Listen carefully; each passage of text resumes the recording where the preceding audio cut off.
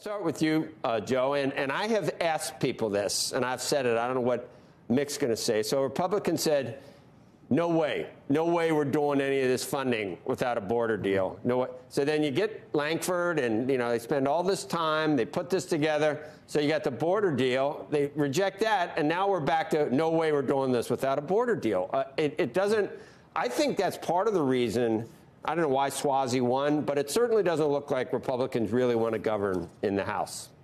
No, it's been a bad week or a bad couple of weeks for Republicans. They had I think 6 rule votes that were defeated. That's unheard of. 1 rule vote going down is unheard of, but 6.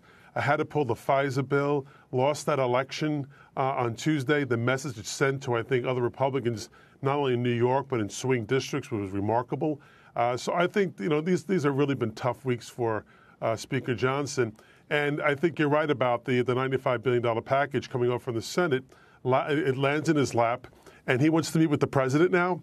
After he said, as you said, Joe, he wanted the funding for the border in there. Then when it was in, he said it's dead on arrival. They take the money out. It's still dead on arrival because there's no money in it for it. So I think there's a messaging issue. I think he has a problem with his own conference at this point in time. There is big problems in the conference, Mick, and I mean, you look at the Republican Party. Think of how popular is Minority Leader McConnell at this point. He's like 8% or something. It's just a mess, isn't it, Mick? Anything he does, people aren't going to want to do it because he had something to do with it. It doesn't portend good things, does it? No. Right now in the House, there's a couple of groups that if they support something, it means it's automatically not going to be very popular in the U.S. House. It's sort of like the U.S. Chamber of Commerce is the kiss of death, and anything that McConnell likes is the kiss of death. Let me disagree with Joe on one thing, but agree with on a couple others, which is I think if the Speaker of the House calls the President of the United States and says, look, I'd like to sit down and talk about the leading issue of the day, that request should be taken seriously. I'm a little surprised the White House has said no. But Joe's right. It's been a rough couple of weeks for the Republicans. What does that mean for this current debate? That there's going to be discussion. In fact, there's already discussion about something that Joe will tell you, Crowley will tell you, would ordinarily never even really be seriously discussed on the floor, and that's a discharge petition. That's where a bunch of people get together to get against the leadership to say, we don't care what the leadership of our party says, we want to vote on this bill anyway. In an ordinarily, properly functioning House of Representatives, that never happens. But I'm hearing more and more there are folks discussing that simply because this is not an ordinary leadership position. Mike Johnson does not command the same sort of control over his party that certainly Nancy Pelosi did over hers, Hakeem does over his, or even Kevin McCarthy did before he left. It's kind of a weird perfect storm, Mick. You've got some Republicans, I don't know, this gives them cover not to support Ukraine. There are some Republicans that don't want to, they've just decided they don't want to support Ukraine. So then you'd say, well, listen, we got to support Israel with what's up. Then you got Democrats that stealth because of whatever pressure they're getting from about Gaza or Palestine. They don't want to support Israel. It's a mess. It's a mess, Mick. And these are things probably and then all of it means we can't close the border. And Biden looks in the camera straight in his face and says, I can't do anything about it, when we know he's got 70 executive orders that he reversed, that he could reverse back and close it.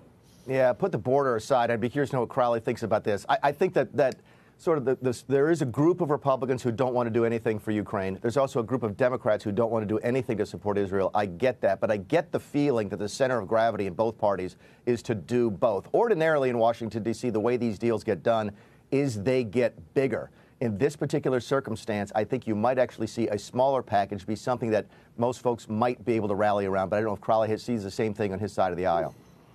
Yeah, I do, Mick. I do think that, normally speaking, the way these packages get done, people on the far left and the far right disagree, but the people, the moderates, the folks in the middle, they get this over the line. And that's what seems to be missing right now. And right now, the Speaker controls the floor. Hakeem Jeffries cannot put a bill on the floor. The only person who can do that is the Speaker. He's had difficulty in his own Rules Committee. He's had difficulty getting rules passed on the floor itself. So he really is in a quandary. The difficulties there.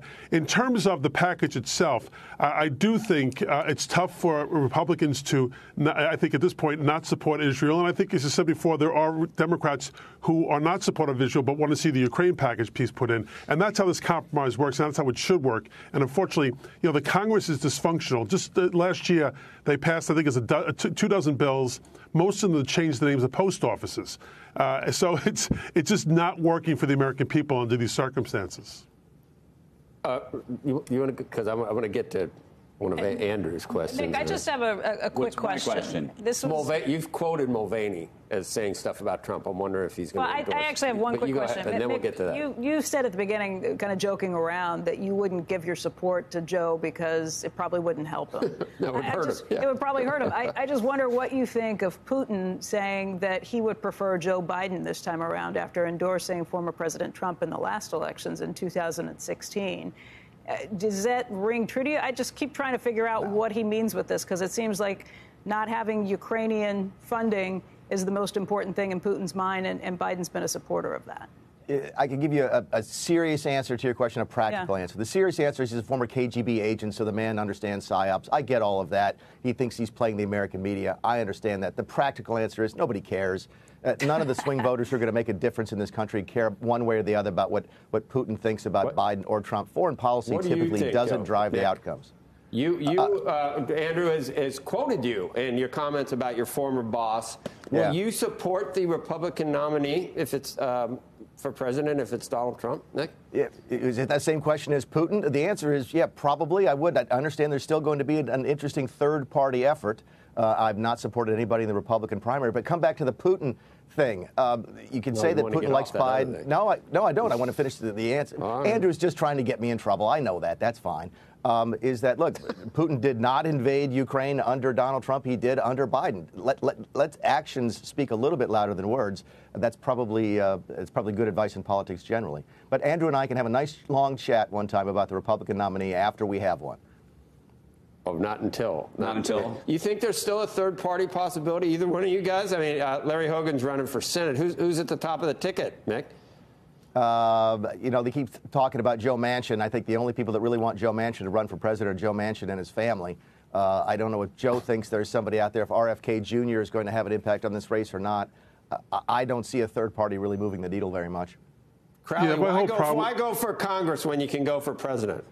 My whole problem with the No Labels party is that it is a party itself. No Labels is its own political movement. And I just don't see the room there in the national election for that third party. All right. Well, you're not going to escape unscathed.